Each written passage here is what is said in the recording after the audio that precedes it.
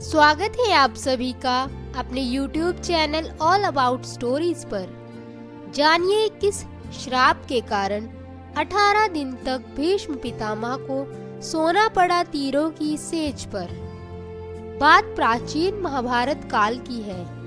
महाभारत का युद्ध जो कुरुक्षेत्र के मैदान में हुआ, जिसमें 18 अक्षौहिणी सेना मारी गई।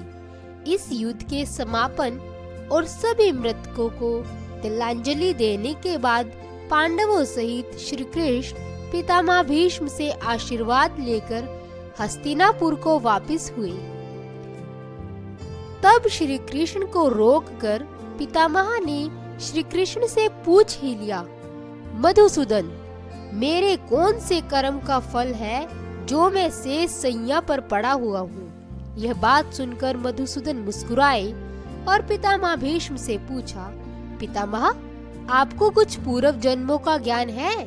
इस पर पितामह ने कहा, हाँ श्री कृष्ण, मुझे अपने 100 पूर्व जन्मों का ज्ञान है कि मैंने किसी व्यक्ति का कभी अहित नहीं किया।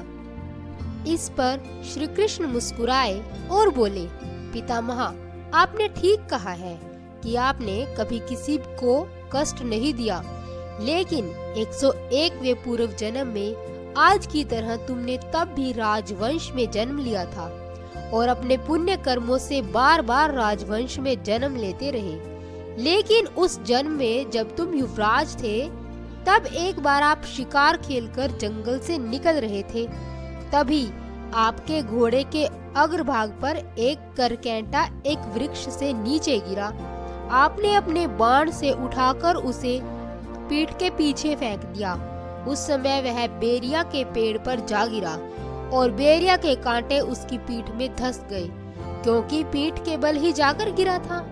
करकेटा जितना निकलने की कोशिश करता, उतना ही कांटे उसकी पीठ में चुभ जाते और इस प्रकार करकेटा 18 दिन जीवित रहा और यही ईश्वर से प्रार्थना करता रहा, हे ईश्वर, जिस तरह मैं तड़प तड़प कर मृत्यु को प्राप्त हो रहा हूँ, ठीक इसी तरह ये युवराज भी मृत्यु को प्राप्त हो।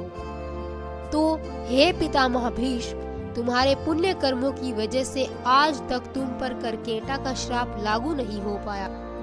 लेकिन हस्तिनापुर की राजसभा में द्रौपदी का चीरहरण होता रहा और आप मूक दर्शक बनकर देखते रहे, जबकि आप सक्षम थे उस अबला पर अत्याचार रोकने में।